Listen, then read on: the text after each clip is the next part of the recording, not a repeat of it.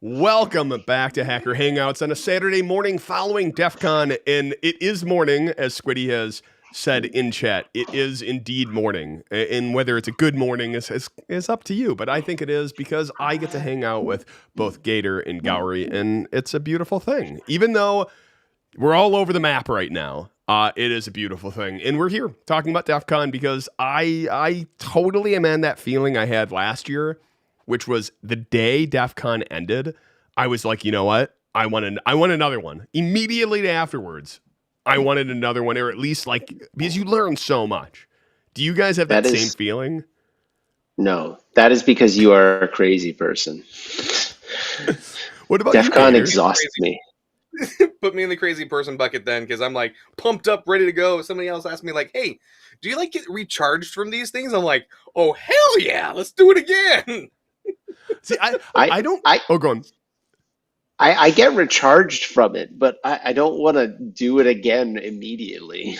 I could do it again in like 4 or 5 months. Now that I'm no longer running a contest. Yeah, not running a contest definitely makes it easier in that sense. I was laughing. I saw the meme go up on Twitter, which was like, hackers descend on Vegas, don't drink in the desert, drink very little alcohol. I mean, very little water, replace it with alcohol, walk 40, 50 miles. And then we come back expecting not to be run down and whatnot. Gator, do you actually know how many miles you walked? Me and Gowry were at 46.6 miles after conference. I saw between yours and then Cannibals was like 50. I'm like, oh my word. So I'll be honest with you. I took off my watch because I didn't want any reminders for work. So I have no clue how much I walked because I'm like, yeah, no, I am here to focus on this and this alone. I'm not going to get distracted. So no clue. So let's dive into Defcon. Defcon was obviously, I had a blast. It was a lot of fun. I got there Wednesday. Not much happens Wednesday, Thursday, and then it's just blew by. A couple things I wanted to mention was Saturday. And for me, we have video, we have photography, and it's funny because me and Gowry were laughing. It was like, we do video during the day because that's a lot of work. And then we go, Cannibal goes, have you guys eaten? Have you guys drinking anything? And we go, yeah, it's about that time. We're going to go relax and we're going to go shoot photography now. And it was kind of funny because it was like, okay, cool. We're going to go relax by grabbing our cameras and continuing to work. But my favorite time to do pictures is Saturday night. And on Saturday night, we had to evacuate everything. So, Gator, I know where we were. Where were you when Saturday was happening? So, early evening, went through, got dinner with a bunch of folks. I know I ended up heading back to my room after a certain amount of time. I want to say 10, 11 o'clock. I was dropping stuff off of my room because we needed to fix some quests. And then from there, I started seeing things happening on both Discord and on Twitter. I'm like, whoa, what's going on? Do we need help? Do people need help at the location? It's like, no, stay in place. Goons are taking care of it.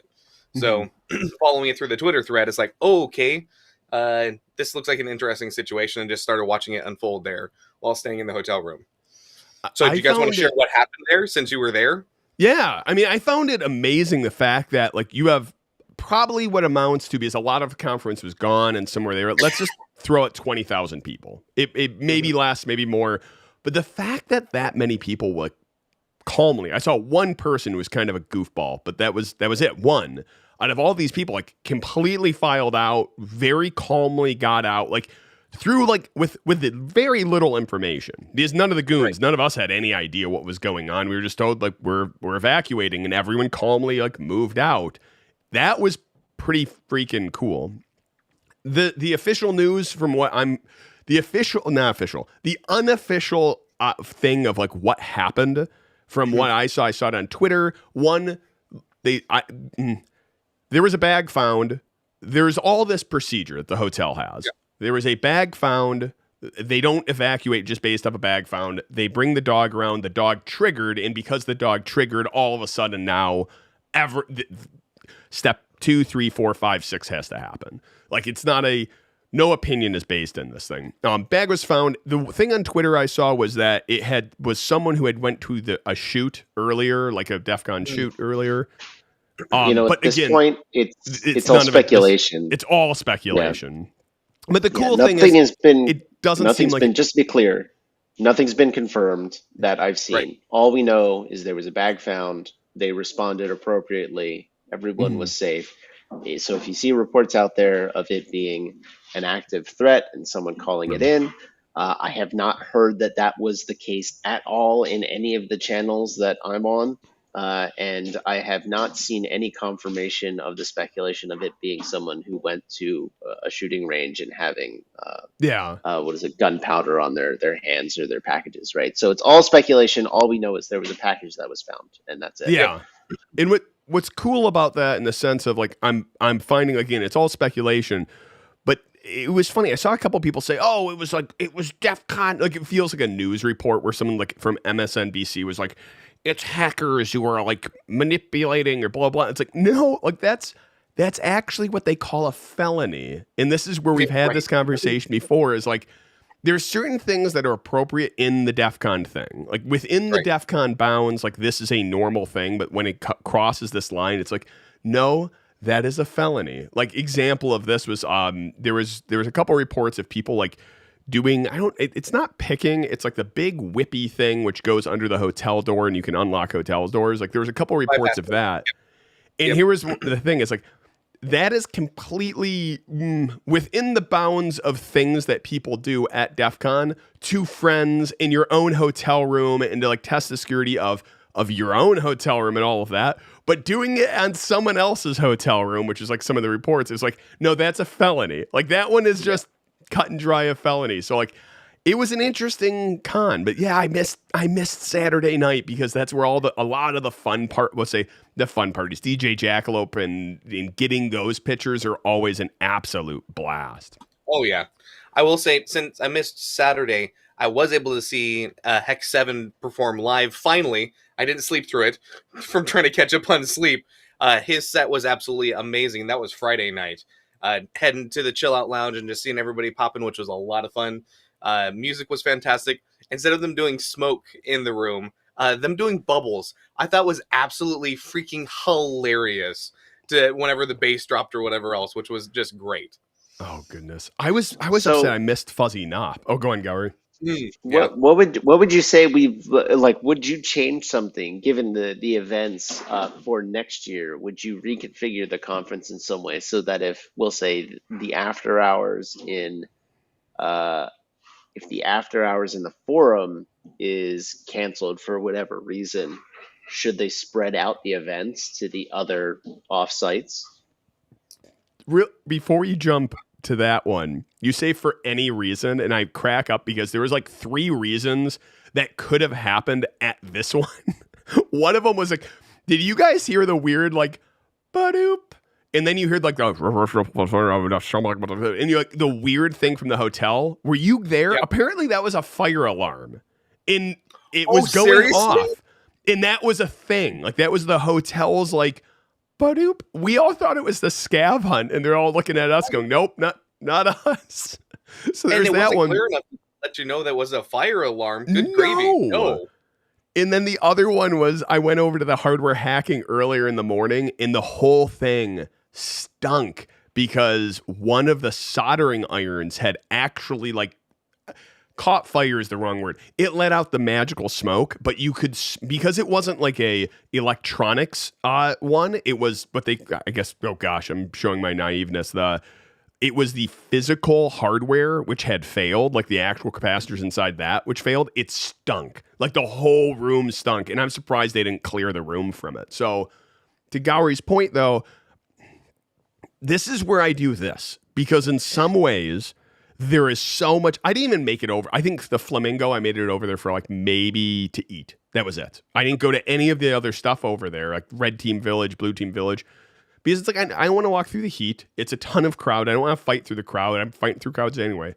So in some ways, I love the fact that all of DEF CON is in one hotel or one area.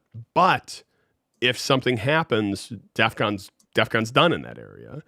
So like I think I want to say it rarely happens, but then during closing ceremonies, they're like, we've had to evacuate 4, 5, 6 times before. So I think I sit back to I'd like it in one area because I like us closer together.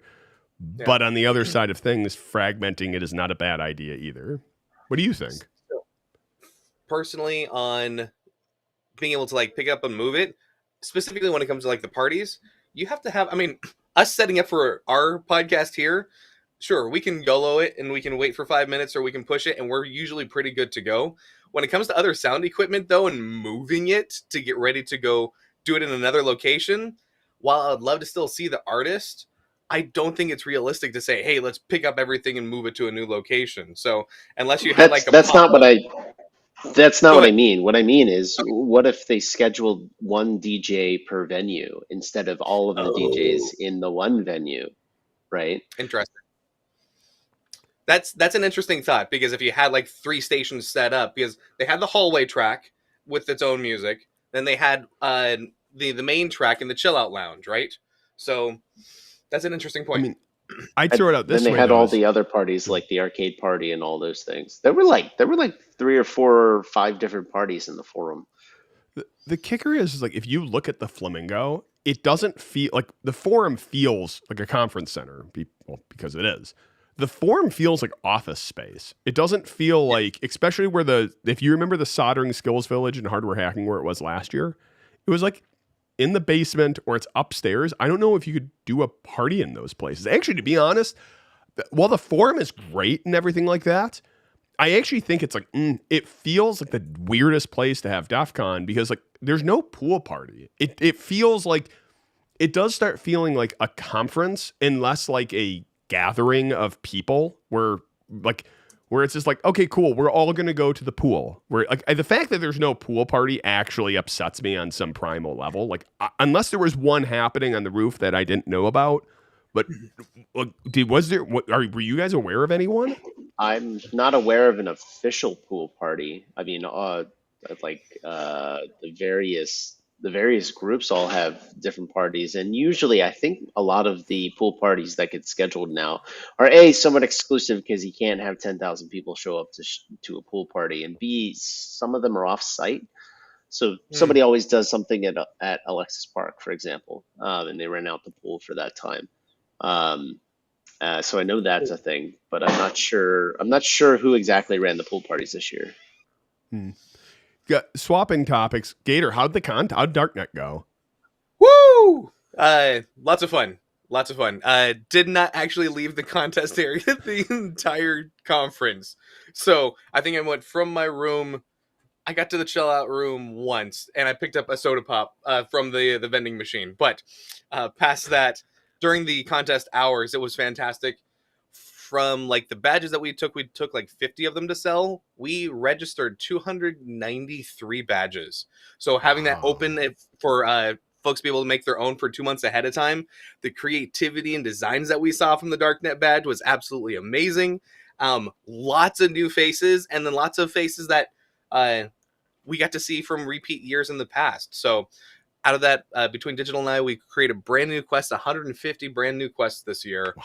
Rolled that over from the case file into new content. We had a new boss battle. They were actually going through and dealing with a Windows registry this time around from the blue team side of the house. So we're going to release all the post-con stuff.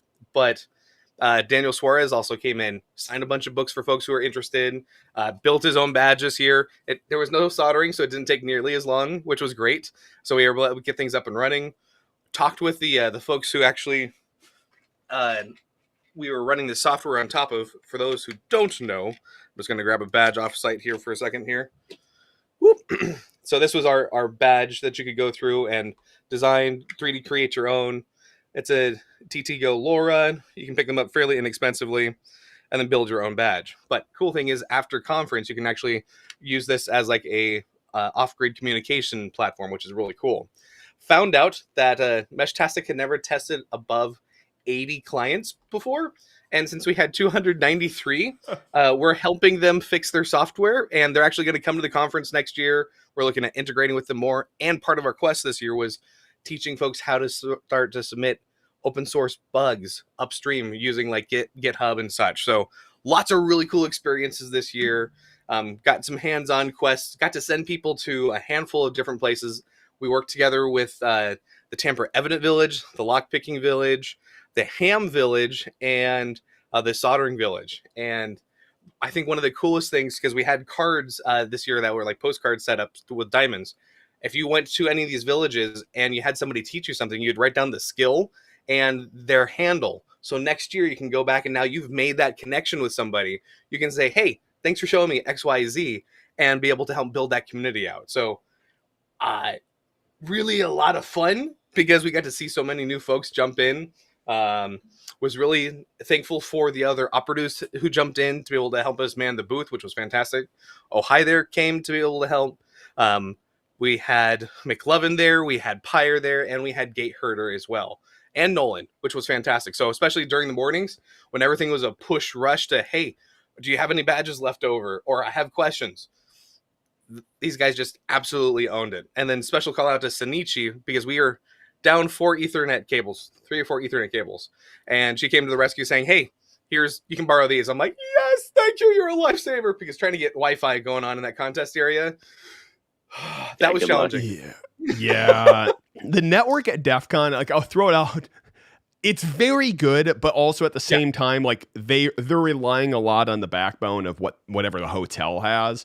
And I was cracking up because when I wanted to upload the original videos, I was at Scav Hunt table. Balsa was right next to me, and I started uploading. And like just to put general scale, last year when me and Gowrie did close to 50 videos, at the closing ceremony, Nock was like, let's report out on everything, all the traffic that happened. Like, there was a total of upload of 2.2 terabytes. Like this year was like 1.8 or something like that. Or actually, no, this year was like 1.7. You know why it was down?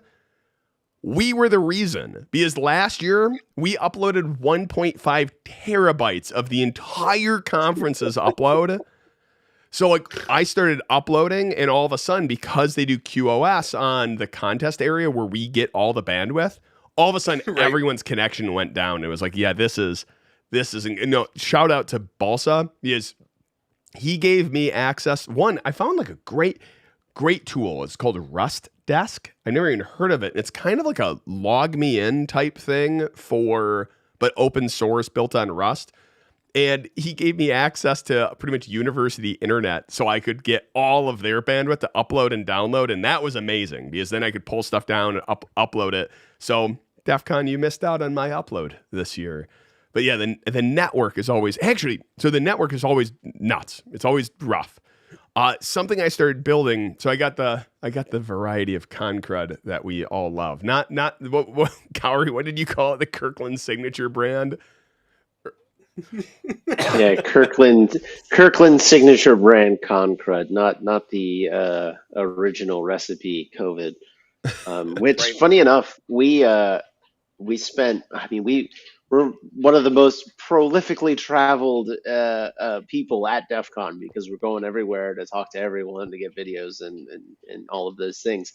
And everyone else around us got COVID, but we did not. We just got a cold. So, or we got super COVID and it's not caught by test. One of the two. We'll find out. One of the two. Right.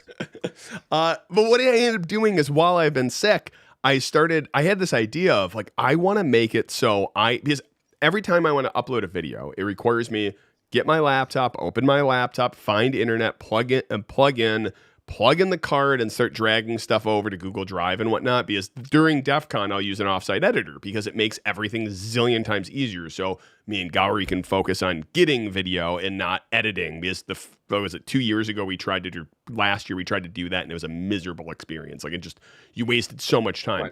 Even this year, it kind of stunk because I had to go up to the hotel room, even just to get some signal to be able to drop through that, and we'd just do that. So what I started building was, I pulled out a Raspberry Pi. Originally, I was going to do it like a full-blown system. Like, let me grab this. You said my keyword, Silk. Yeah, I know. Originally, I was going to do it with a NUC because I thought the Raspberry Pi was too slow. And then, no, it's just setting it up. Let me set this back down. Setting it up is stupidly slow. Raspberry OS, like not emerging stuff, but pulling stuff down from an app is stupidly slow. But I had this idea, which was, I want a Raspberry Pi. I want to take my SD card. I want to pop it in there, have it auto mount, rip all the files locally, and then just upload them to Google Drive. Yep. And I got a working prototype as of last night, which is really Nice. cool. So now Raspberry Pi goes there. I grab any SD card, plug it in, it auto mounts, it then detects files, it pulls them down locally, it then ejects this. So I'm going to have LEDs, which actually show the status of it.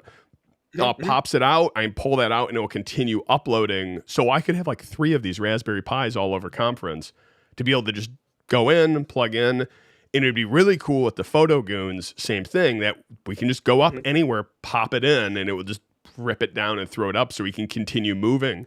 And you do it through service accounts, which is really cool. So it's not like I have to give it like a full-blown Google, like my account or anything like that. I give it a service account dedicated to one folder. But like I am pumped that this is actually a thing. But Gator, I'm picking your brain because I want to find out from you how I can just do a setup script like an SSH, but I'm sure there's a better way of doing it where I can just like DD an SD card if I want to duplicate these things across multiple. Oh, definitely. Yep. That'll totally work. Terraforming across Raspberry Pis. I don't know. So I'll throw out all the buzzwords. Honeypot. Terraforming, or if you just do the DD, that'll set up. Honestly, setting up an Ansible script where you can go through and deploy the same script to everything, or it doesn't matter what OS that you're on as well. You can deploy the same thing with an Ansible script as well. So we can talk afterwards, man. I'm pumped. The one thing I thought would be really cool, and this is like the harebrained scheme, which would be a lot of fun, is taking that and turning it into a photo badge. Because in theory, you put the whole Raspberry Pi on there and everything, and have it so it's like, okay, here's my photo badge. Get like someone to do the do some artwork on it, and then you just like set it in, plug it in, kick your card in. Like, I'd be pretty happy with that. That would be fantastic, man. Talking about artwork, one of the cool things that I was able to pick up physically was the same artist who actually redid my my icon for the Gatorbyte also did some of the other artwork there. Oh, that's cool. Skybyte, or by Trinity Cell, and absolutely amazing artwork. She's also the one who did the artwork for the Fox Hunt badge as well. So really, really cool artist, seeing them come up, and absolutely happy to be able to support folks who are in our community doing artistry versus, hey, let's just do the AI everything. So when somebody's especially in our groove and just rolling with it, it's like, got to give them more love. Gowrie, what was when we were doing videos? Kind of just jumping into some of that. What were some of your favorite videos that we did on Con?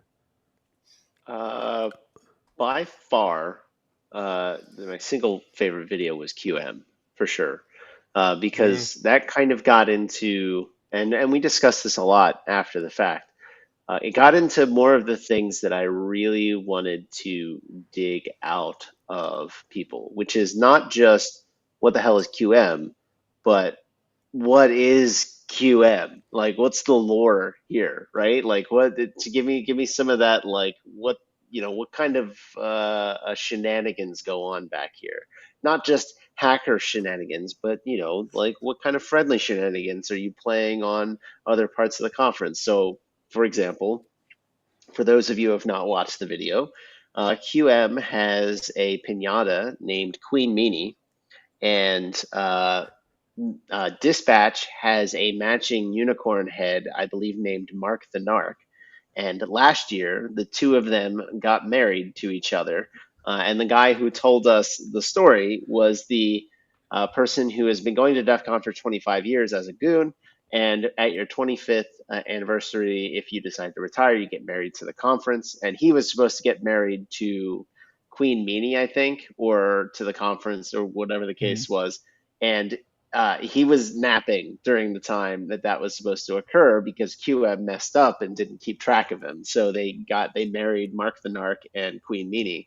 And so now that's lore, right? And then some of the stories of what's the most ridiculous thing that QM has ever been asked for. And the 10,000 batteries one was pretty funny, right? So like some of those shenanigans of like, what does it take to actually run the conference? And I think that's what we're going to focus on next year, in part with some of the scavenger hunt, but also maybe going around to some of the long running contests and saying, where did it start? How does it get here? What are some of the most ridiculous or coolest hacks that you've seen? And I think like next year will be the 4th year of doing photo video. And Nice. I think it's taken, I mean, the first year was kind of like a write off in the sense of it was the year after COVID. I was running solo on that. Was I solo? No, I can't remember. Gowrie? No, I was not The solo on that. first year you did photo, you were running solo, I I believe, was running because we weren't solo. doing video. And then the next, I tried to do some video. It was just difficult. It was like I was it's easy making, not easy. It's a different skill set making videos in your office and talking to a camera that way versus like, because I can just like cut and I can do that. And then like being able to go in front of other people and being that weird guy who's like holding the camera and talking around other people walking, that was a learning experience. But then, so let's just say like my second year was where we did stupid amounts of video, like 50 videos. And we did a lot of like, here is this thing. And they were easy videos to do once you got in the role of it. In this last year, we did like 3 or 4 of those. And we're like, we've already done all of these videos. Like, and especially, I think it was probably great timing, the fact that we started in the exhibitors hall, because those ones feel even more like I don't want to do these ones. And then as we started discussion, we're like, we can leverage Scav Hunt to go, one, have a lot more fun, but also introduce the conference. And it makes the videos more entertaining, like salting the Defcon or the password hacking village, like salting a table. Like those clips made those videos way more interesting to me. Actually, heck, there should probably be a supercut of just doing the Scav Hunt and pushing all those clips together, because that would be probably more interesting than some of the videos. But like, I think like I think the smartest decision we made was dropping a lot of the equipment and going down to the bare minimums of like DJI mics, camera. I know it was Praxius wanted me to do a video of like, here's what we learned for the equipment side of things. Totally. Yeah. But doing like just rougher video, to be honest, because like my favorite part of the entire QM video, like that was one of my favorites as well. 2 of my favorites. One was the short of because it was just, I'll go to that one, it's next. But the QM part where Gowrie just like, I had no idea he did this, which is awesome. And the editor saw it and he put it in where Gowrie just started grabbing the camera and it's like, let's go check out a lot of the stuff at QM. Where he's like, oh, here's skee ball. That's weird. Oh, we have like projectors over here. We have this. And they were rougher, but like, it had a lot more like behind the scenes that no one gets to see. Heck, most goons haven't even seen that. So that was one of my favorites. I think probably one of my favorites though, and mainly because it wasn't a setup. Like a lot of videos, you're like, okay, let's set this up, or like something funny happens, but we don't want to be like, you can't have the camera running all the time, so you miss a lot. But it was hold on, Gowrie just wanted to eat. And I was like, wait, hold on. We can do this one right here. And we opened up the Scav Hunt unless there's bring outside food. Like, you're not allowed to bring outside food in, so let's bring inside food out. And it was like this short we did, but it was just like, it was very natural because this was happening. We actually did the thing. Right. And I think my favorite part of the entire thing is the clip at the end of that short is Gowrie eating, and then he looks like at the camera and goes, what are you doing? And the funniest part of this, and no one will ever see this, is that last clip. That was the screw up, because Gowrie looked at me and was like, what are you doing? And I clipped him like, oh no, you're supposed to say like I tried to like give him coaching things like, oh no, you're supposed to say like, oh, I can finally eat now or something. It was so much funnier doing the natural side than like we'll say the screwed up take. So I think that's, looking back at the videos, I'm realizing more and more like having the more natural, just like, let's go do goofy things. I enjoy those videos so much more than like, okay, let's set up a thing over here. And I know it's a goofy way of saying it, but that video I appreciated quite a bit. No, they teach you in acting school, always having something to do makes the scene feel more natural. So like one example would be, if you're in a scene and you're having an argument with somebody, but you're not doing anything. You're just sitting there conversing with them. It looks very awkward. People don't do that in reality, right? One of the things that we often do, you can tell right now Gator's doing something else, but he's still listening and he's interacting. Yeah, right. But it makes it very natural. So you watch this; these interactions are very natural. So like you can imagine, like, oh, I'm going to solve this Rubik's cube while I converse with somebody. And one of the videos Silk tried to do this in, although he doesn't, he won't admit it, but he wasn't really doing it because I could tell his fingers were hovering over his phone. Is when we went to hack in a box at Hack the Box, and he's standing in a box and he's on his phone, quote unquote, jailbreaking an AI.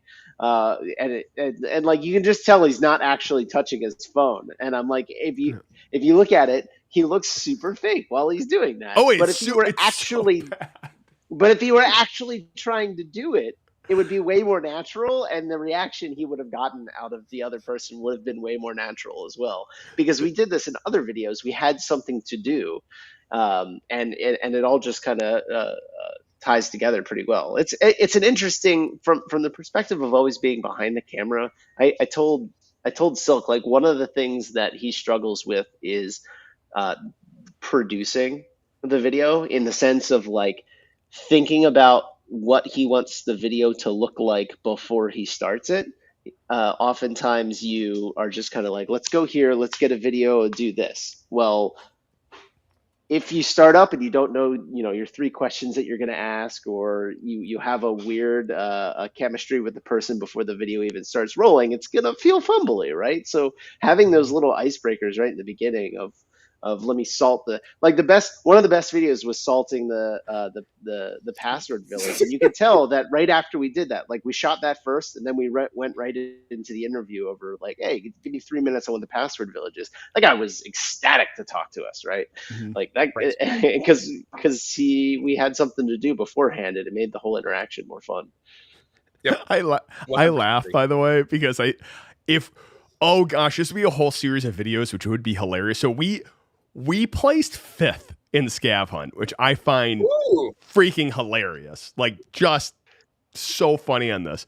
But how many of them we did where we didn't actually do the thing we said? Now, like, like the Hack in the Box, we did do the jailbreak. Like, that actually happened, but I did it like off camera because it was like, I don't know why, because I could have just not done it at all and just stood in the box, but for some reason that was important to me. But like the salting the password table, I'm sure there was salt somewhere. Like, but that's a sugar packet. Yeah. Because we were at breakfast and he's like, do we grab salt? I'm like, just grab a sugar, it'll be fine. But like, find ways where you can not actually do the thing at Scav Hunt, but still get the points for it. So like, we're not going to salt the table, we're going to sugar the table, and maybe they won't know. But we're also like not breaking. Nope. We're not breaking the spirit. We're not breaking the spirit of Scav Hunt. Right? Yeah.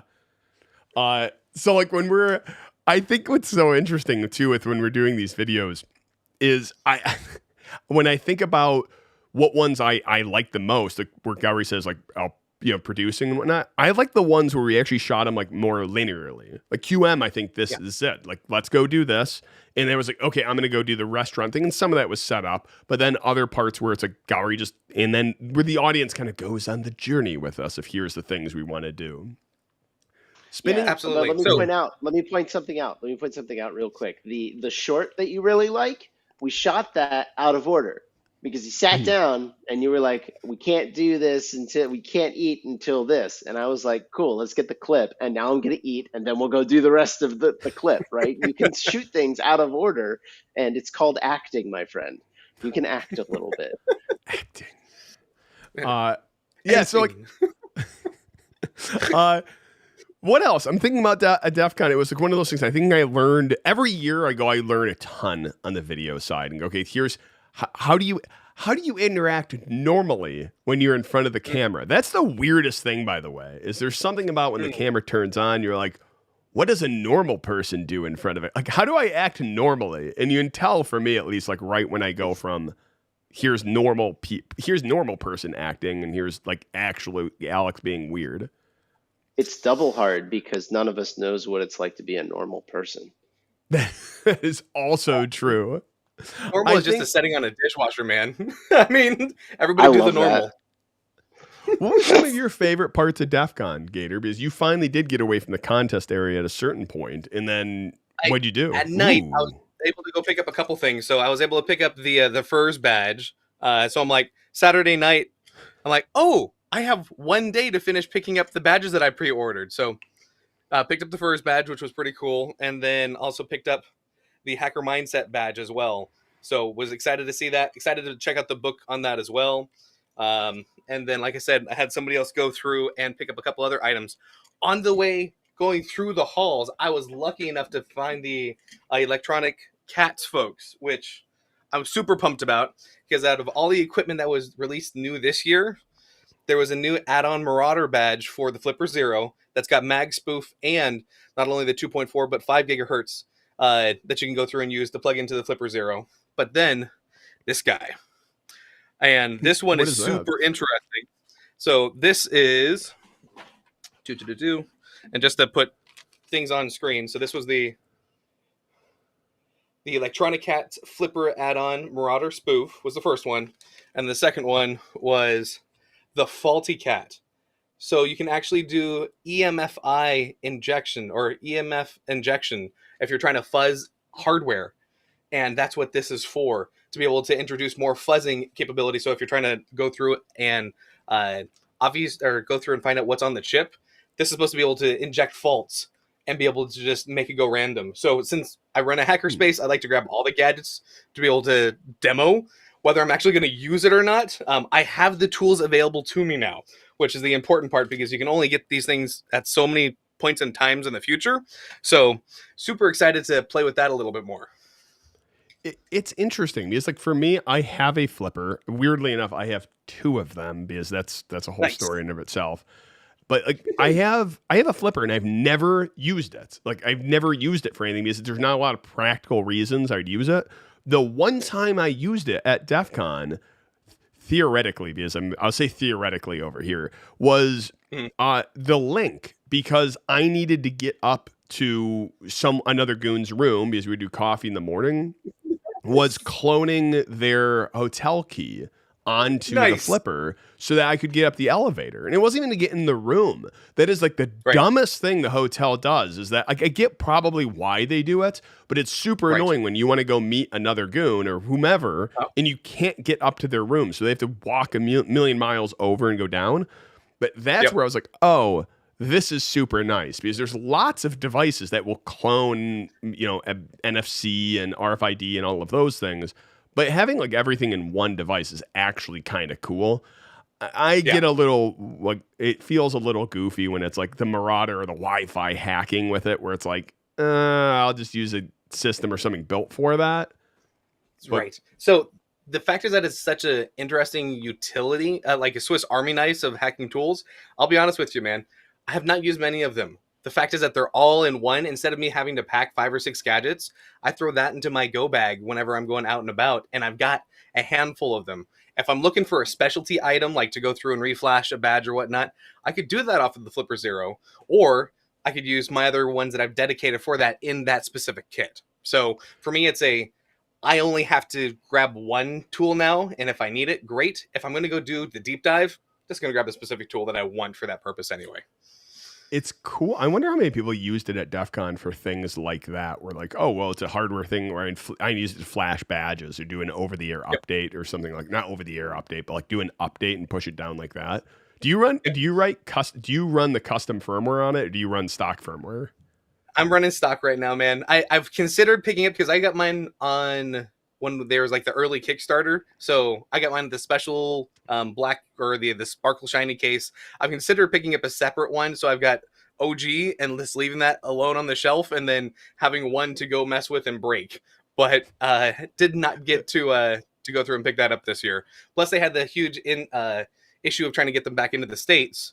So I'm like, okay, do I pick a new one up here at DEF CON? We'll see. So I did get nervous afterwards, and Gary, I don't think I told you this. On my camera, there is a remote for it, and you can set the flipper up to do that. I had that functionality turned on in the camera, and I meant to turn it off before DEF CON.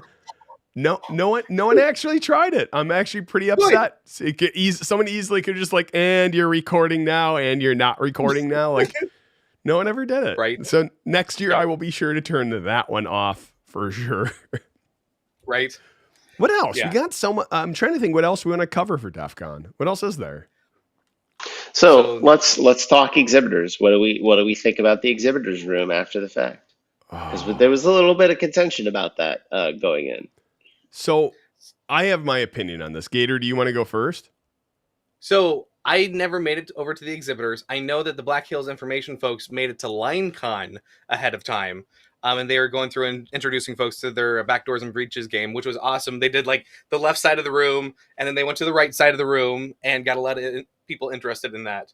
But I was disappointed that one of the main, if you're familiar with those folks, they usually have a individual dressing up as a crab. He didn't come in crab costume this time around, so I was like, "Where's the crab?" But got to teach a lot of folks about Backdoors and Breaches, which was cool. They were also giving away the Darknet Diary special edition of their comic book, which is called Prompt. Totally worth going and taking a look at. But I didn't make it over there, so I'm going to vicariously live through both of you to say, "Hey, what happened with with that village or with that area?" So my only comment, I'll throw it to you, and then I'll jump in with my opinion, was that UAT usually has apples, which the university is saying we're here for the bad apples. So they give out apples at the table, and they haven't done that for years. And they get it, COVID, probably not the smartest thing right now. But I hope they bring that back, because also like apples are like $8 in Vegas, and it's hard to get anything green. Gowrie, and then I'll jump in. So the context here going in was exhibitors have not really existed at DEF CON until now. And the reason was DEF CON was more of the community conference, homegrown, let the community decide what to run, let the community decide what should be presented in terms of talks, and let's try to keep the money out of it. And that's where Black Hat came in. It was I'm not going to say it's the money conference, but it's the money conference, right? You go over there as a business, that's where business gets done. So exhibitors felt going in a little out of place, right? And I said it, I think, on the stream beforehand. I hope it's not like every other schmoozing exhibitor's room. And as it turns out, that's basically what it was. It was like a job fair in there. But, so here's the thing. Here's the catch. And I have changed my opinion on the exhibitor's room. So the exhibitors have to pay money in order to get their slot, probably in terms of like booth size or whatever. That tends to be how these slots get sold. And I think they raised, what was it, like 15, 16, some many thousands of dollars. $160,000 is how much $160,000. $160,000, and there was a lot of contention in the community about that $160,000. And then they talked about where that money went to at the end. I think first and foremost, it was like 10% of it outright went to charity. Yeah, one of those charities. Go ahead. I was going to say I pull up some of the numbers, but in short, it was something like $160,000. Like $35,000 was additional costs that DEF CON had to pay specifically for that room, like for the room, the lights, network drops, and all of that for that room. So they pulled that out, and then there's a couple other pieces of expenses. But go on. So expenses, so expenses aside, so a good like 10%, maybe it was more, went to charity. And one of those charities was the upcycling charity that the Scav Hunt guys run, Dual D runs. Which is very cool. It means to a certain extent, it's staying inside the community and it's going to efforts that we actually care about. But then one of the other things I saw was half of that money went to pay for food for content creators. And that content creators included contest runners. That I didn't know until I asked Gator. I was like, wait a minute. Did that go to you guys? And then I had to think about it. I was like, you know what? In prior years, all of these contest runners, and by and large the village runners and such, they're volunteer forces. They're giving up their time and their energy and all these things. And there's always been some amount of contention about the amount of money that DEF CON costs, and the fact that it is largely volunteer driven. And seeing that we're now at a minimum 1 meal a day is something for anyone with a contest badge. And I presume it also goes to talks and other content creators. It didn't just include the media teams, for example. It included people producing what makes DEF CON DEF CON. That completely changed my mind on why having some amount of exhibitors is important. Because it solves one of the contentious issues that could cause some collapse of the ecosystem, if you will. And then was it Silk? Was it you and Jason Street were having an interview, and you said this to me, where he said, 90% of people who go to DEF CON see DEF CON as just an InfoSec conference. And those 90% of people subsidize the other 10% of us misfits that actually show up and do silly things, right? And that completely changed my perspective on the money side of the exhibitors hall. So, Silk and I did a couple of interviews over there, and I'm glad we did those first because it completely changed the way we produce the rest of our videos. And we haven't published those. I don't know if we will. We'll have a discussion about it. But they ended up being more or less like commercials for the TSA and OpenVPN. And it felt, Nice. well, the thing is, like, nothing against them. But when we went there, we were like, oh, we didn't intend to make a commercial for someone, and we don't want to seem like we're sponsored by them. So we're kind of like, do we publish these? Do we not publish these? Wonderful people. Nothing against the content they had. And there was also the sense of like, oh, the poor group at the TSA at the TSA booth. I feel like their higher up set them up to fail to some extent. Yeah. Because while the TSA was like, yes, we approve of this and we know about the shenanigans, we know all these things, and Scav Hunt went over and we're like, we're going to put you guys on the list. Are you guys okay with that? And they were like, sure, whatever, flying dildos, it's cool. And then we went over to talk to them, and they were wholly unprepared for the type of shenanigan content that we were looking for. And we're not trying to make anyone look bad. I always like to say to Silk, we're Saturday morning cartoons, not journalists. Yeah. Yeah. My thought. That's my. Yeah, my thought on like the exhibitors is, I mean, very much aligns with you. Is this piece of like what they're there and we get money from it. And I say we, I mean, DEF CON gets money from it. And I love the fact that DEF CON was very transparent with it. It was very transparent. Here's how much we made. Here's how much it costs. And then what was really cool on it is like a chunk of it went to fund parties, and they made it very clear, like very clear of the money that was raised here does not subsidize costs that we're already paying. It's adding to new things that we were not going to pay for. Example, the food me and Gowrie get from gooning did not come from exhibitors. They gave money for that. They call it content creators, and I think a lot of people think of like what is it? Not content.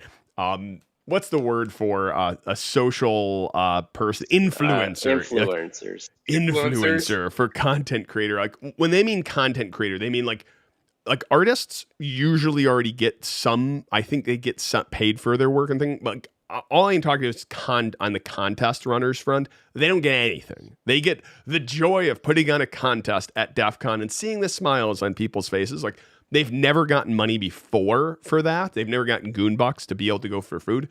This was net new. So net new for charities, net new for contest runners. Like they made very clear this does not subsidize things that they are already paying for. I thought that was awesome. I think that's cool and all of that. There was one thing I found out afterwards that I think legitimately is going to change next year, or someone is going to change this, or like it totally like, oh gosh, put sand in my shell. It put a crawl in my britches. I don't know what the phrase is. It upset me on a very like guttural level, which was exhibitors were selling crap. And I didn't realize this till someone told me afterwards that the exhibitors were selling t-shirts for like, $35 each. And they were selling this. And that money 100%, unless Defcon I think legitimately they were not supposed to be selling anything. This is me guessing. I have no evidence for any of this, but legitimately I know they were selling stuff. But where did that money go? And my guess, it went into the pocket of the exhibitors. It didn't go back to Defcon. So I'm sure they paid tax and all of that. But that's one thing I think, like, if you're going to be selling anything, you have to get a vendor booth.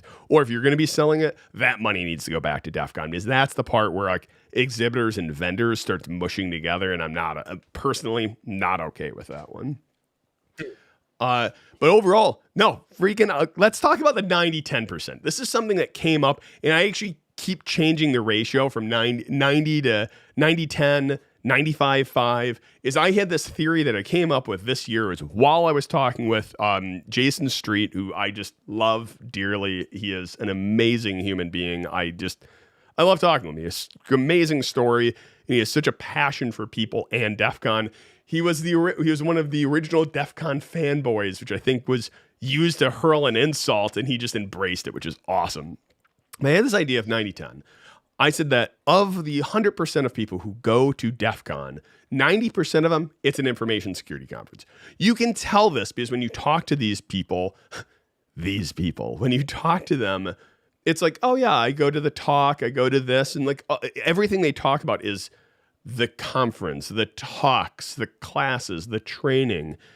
And then like we were talking about this of saying like the hardcore Defcon people, you could tell because like here's the thing is, and I'll ask you this, Gator, when was the last talk you went to? Like where you stood in line and you went to a talk? That was before helping with the contests. And for Darknet, I've been doing that I wasn't there the first 2 or 3 years for Darknet. So we were on our 12th year this year. So it's been 10 years. It's been a decade. It's been a long time. And I think that this isn't to say that hardcore people don't go to talks. It's not what I'm saying. It's like, is that I think there is a small portion of the entire conference who actually will say gets it. They get it that it is the community. It is the people. That's the soul of Defcon. And I know I'm getting like goofy with this, but I think it's, and the 90% they're to subsidize the 10%, where for them, it's the shenanigans, it's the party, it's the feeling of being around other people. It's this is the community. These are the friends I want to interact with. It's the people who like truly have embraced, like I have found my tribe at Defcon. And I know I probably not saying it right, but like I think the entire conference is there to support these people. It's kind of a weird way of saying it. As long as we've been going to DEF CON, I had somebody at DEF CON ask me, someone not at DEF CON, but it was right as the conference was ending and they were coming into town, and I had a meeting with them, and they were like, "Oh, what are you in town for?" I was like, "Oh, I'm in town for DEF CON, blah, blah." They're in the information security business, but they have never been to DEF CON. They know of DEF CON. They have been to Black Hat, for example. They're in sales. So they know of it and they know about it. But they asked me like, can you tell me about DEF CON? And I had to sit and think about it for a second. And they were like, is it just parties? And I was like, no. And they were like, well, is it like talks? And I was like, nah, that's not the best way. I had to sit there and really think about it. I was like, how would you describe DEF CON to somebody in like 30 seconds? And I'm like, I don't think I can at this point. Like, because it's like, oh, are they thinking about it from the red side? Or are they thinking about it from the blue side? I was like, well, there's a place at DEF CON for all of that and none of that at the same time, right? Like there's also a scavenger hunt, which, has recognized this year, this year, one of the entries on scavenger hunt was spot the Fed ? No, spot the hacker. With the statement that like very few people actively hack things at DEF CON anymore. Because you hear all the wild stories of people like hacking ATM machines and trying to set up was it like a 3G tower? They tried to set up a 3G tower one year, and the FCC came in and said, if you turn that on, you're all going to federal prison, right? Like those shenanigans don't happen all that often anymore, in large part because it's not the 90s and we all kind of grew up. And we're all afraid to go to prison, and people have learned what the lines are to a certain extent. So typically when people are asking me, okay, will you go to DEF CON? Why? Or give me the 30-second spiel. And I've got entire talks and presentations on it because I try to get more people involved, because I wish I would have gone sooner. Gate kept myself for years, and I would have learned so much more if I would have just got there. And to pull from a cultural reference for this last year or two, Defcon is everything everywhere all at once, because you have access to literally anything that you can imagine available to you at the conference. You're never going to get this much exposure to so many different things in hacking culture, in infosec, in you name it. It's there. You just gotta find it. And that's the interesting part, right? If you've got an interest, go. So there was a piece of information that we heard there, and I need deep in my nether regions, I need to validate this because it's just the coolest nugget of awesome. And it was way back in Gallery. Please, like, push the number 5 if I misspoke in the story. But when Dark Tangent, when Jeff Moss was originally setting up Defcon, and he was asked what the conference is it a professional conference, or it's people in the IT field? Is it a vocational? Is it this? And they kept asking him, like, what is this conference? Because we need to fit it in a category. Is it for professionals? Is it for an area? Is it for interests? And his response was, it's a lifestyle conference. No. So walking back, this is apocryphal, so I suppose we could ask DT if this is true. He explained the idea he was having, and the person behind the counter said, "Oh, it's a lifestyle conference." Okay. Yeah. So he's explaining. It's like they're like, it's not a professional, it's not this, it's not that, and they go, "Oh, it's a lifestyle conference."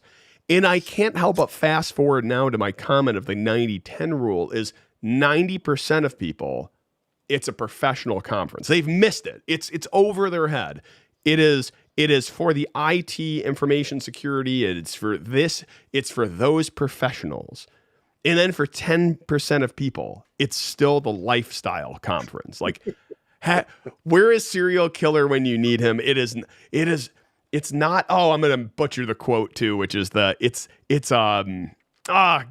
it? It's not a profession, man. It's a way of life. What's the quote? No, you're totally butchering it. I know, I'm killing totally it. I'm not even sure what quote you're going for, and I know that movie like the back of my hand. I know it's killing me right now, but it's like, it's a way of life, man. Now I've lost my hacker card today. I need it back. I think the quote you're thinking of is when they go to visit Razor and Blade, and or they're watching Razor and Blade on TV, which is Hack the Planet. That's the TV show, and they're doing phone phreaking. So they're dumping a bunch of money in. They're recording the money sounds on the receiver, and then they hit the lever. This is a payphone for those of you who know what a payphone is. You used to be able to record the sounds that would come out of the receiver, hang up the phone, get your money back, and then replay those sounds into the microphone, and because everything was tone based. So if you played those sounds into the microphone, it would be like you're paying, but be able to do that. And I believe the quote is something along the lines of, hacking isn't just about this. It's not just a survival skill. It's a way of life. Yeah. Right? Something like that. That is correct.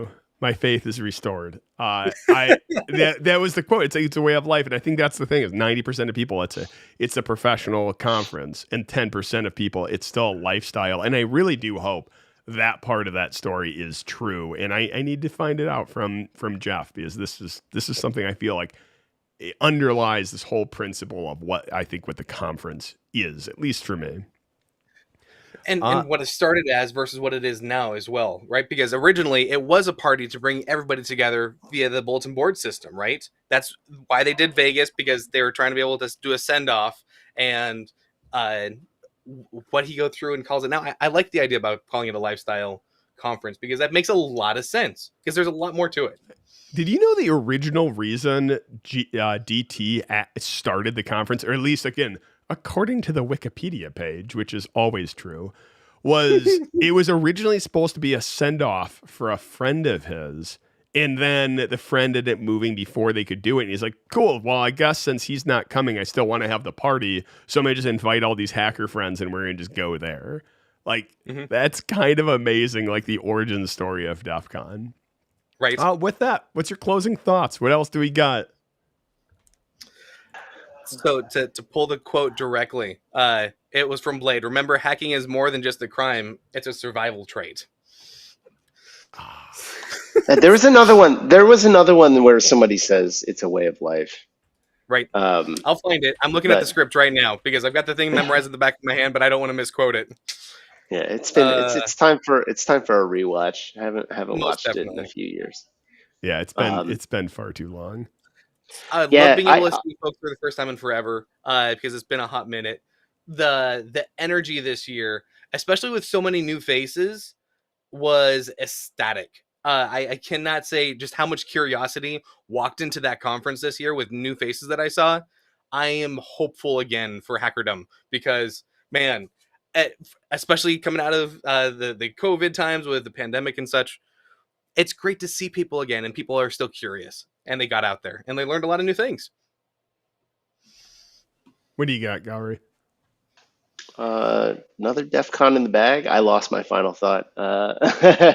You give yours and come back to me. I'll see if I remember it. Yeah, I think for me, I every year, man, I come after DEF CON. It hasn't been this way for years, and then since doing video photo, it's like, yeah, another one in the bag, but my gosh, I want a do-over. I want another one right away. And my countdown starts earlier every year. And now I can't go any earlier because it starts the moment it ends. I go, I want another one. I want another one. I want to do more video. I want to interact with more hackers. I love it. I absolutely love it. I love the fact that like we kind of discovered this scav hunt way of doing things and this new way of doing video. I think the equipment we're going to bring is going to massively change next year.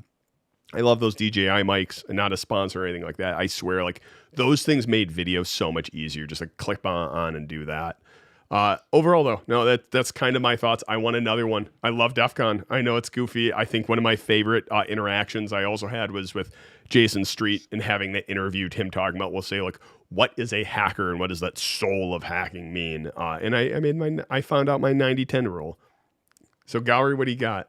Come back? Yeah. So, in the past year, I switched jobs and I went from the security industry to very explicitly not the security industry. In fact, probably closer to what most people would consider the storage industry. We've had a discussion on stream about what I'm working on, big memory and new things, basically like new stuff on top of PCIe and putting memory on the PCIe bus. And I will say this, DEF CON reminded me what it's like to have culture, because where I was working at before certainly had a culture to it, a rich culture. I'm not saying that people that I work with now don't have culture, but by and large, on a day-to-day basis, even with me being remote, even when I was in my last job, 100% remote, there was a culture about the company, and it was largely a hacking culture. I was about a year and I suppose a year and a few months removed from that and working at the new place, and the culture is so different, and in many regards, not as rife with misfits, we'll say.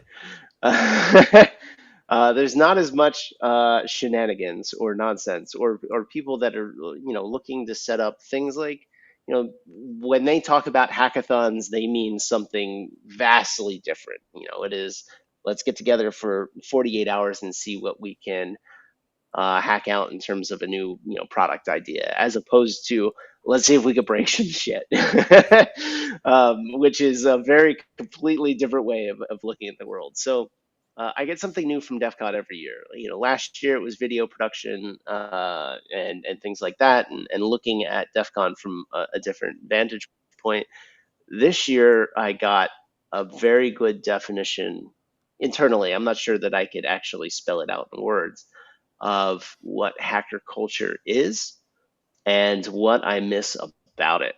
And that's the thing that I think most of us, many of us, those 10%, if you will, that enjoy the conference for all the nonsense that goes on and not just the parties and the talks.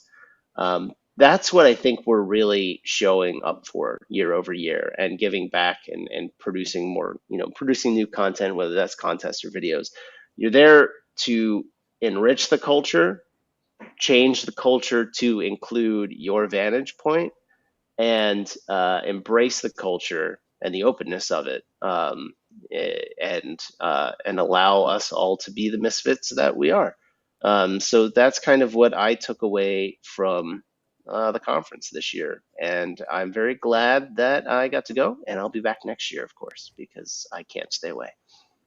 I think for me, just piling onto that one, is finding more and more, even though I've been going forever, I'm finding more and more like carving out my little niche of what I enjoy doing there. And it changes over time. Like it started with talks and competing in contests, and now it's moved. And I feel like every year I'm starting to get a little bit more awareness on what do I want to get? What do I want to give?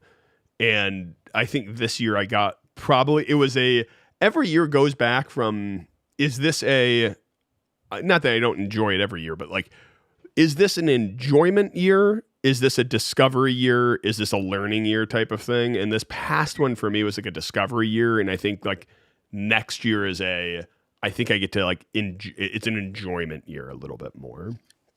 To all your points as well, I will say one of the things I enjoyed seeing this year was previous players of Darknet are now going out into the community and creating new things. Like I saw AJ went through and had her very first contest. The cube question mark was her contest. Yeah. So went from a player to giving back to the community, which was awesome. Saw Babint there. She was volunteering at one of the booths. And it's like, I love seeing people grow in the community and giving back. And it just gives me, it's awesome. It's awesome to be able to see folks be able to go love their hacker family, man. And it's so satisfying to see jobs changing, enjoying their life, looking better. Just it's energizing. It's fantastic. Didn't we in our friend group, in our social circle, didn't we get to welcome 2 new black badges? One was a first-time con goer, right? And this is Silk's story, so I'm going to steal his. Silk, if you want to talk about it, you can. Go ahead. Yeah, so like this one, like every year I get these like little spurts of highlights, like people coming up and like. I feel so famous at Defcon. Like it's so cool when someone comes up to you and they're like, "Oh, I saw your video," or like, "Oh, we watched the podcast." Like that is, to me, that is one of the coolest things. This brought it, and then that happens, and it's like it will still I don't know if it will ever not be cool, but the one which brought it like a step up was someone who had said, "I watched one of your videos. I felt encouraged to go try out Hack Fortress for the first time." Nice. We competed, we won, and I got a black badge.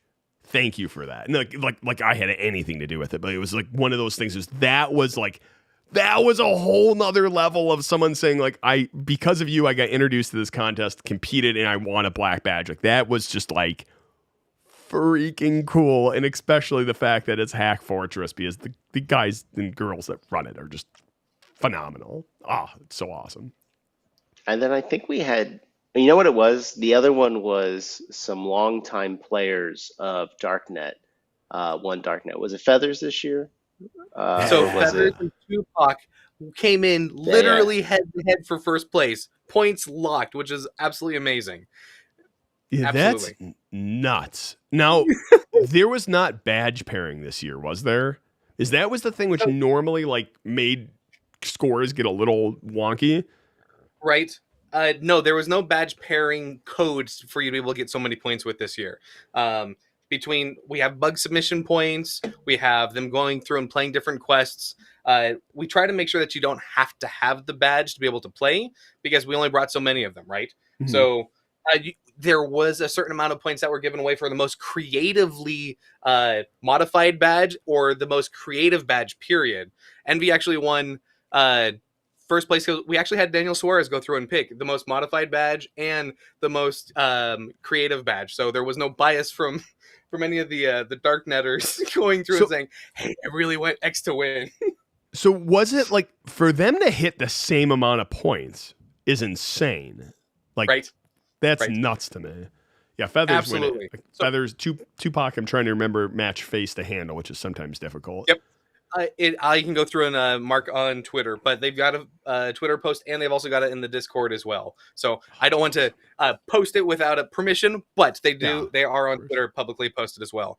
We also put the rest of the stats on our website as well, and we're going to do a wrap up as part of the lore because we got to bring lore back this year, which was a lot of fun as well. So storyline is continuing. That's awesome. Well, hey, thank you. Good conversation about DEFCON is never ending. As always, for you guys at home, thank you for watching. Thank you for joining us on your Saturday morning.